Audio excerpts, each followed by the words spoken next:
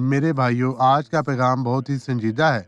جیسے کہ ہم سب جانتے ہیں، یرمیہ نبی نے بنی اسرائیل کے لوگوں کو خبردار کیا کہ انہیں بابل جانا پڑے گا، لیکن انہوں نے ایسا کرنے سے انکار کر دیا اور اس کی بجائے مصر جانا چاہتے تھے۔ یرمیہ نے ایک بار پھر انہیں خبردار کیا، لیکن اسرائیل نے خدا کے کلام کی نافرمانی کی اور مصر کی طرف روانہ ہوئے۔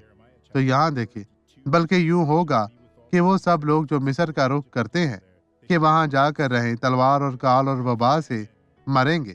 ان میں سے کوئی بھی باقی نہ رہے گا، اور نہ کوئی اس بلا سے جو میں ان پر نازل کروں گا بچے گا۔ یسوع میں ثابت قدم رہے بھائیوں، اپنی لڑائیوں کو فتح سے ہمکنار کریں۔ خداوند آپ کو برکت دے، نجات دے۔ یہ سب کچھ یہاں چھوڑیں، آئے دعا کریں۔ باپ، میں ان تمام لوگوں کے لیے دعا گو ہوں جو تیری مدد کے محتاج ہیں۔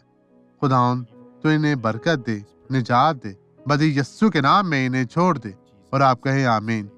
خدا آپ کو برکت دے۔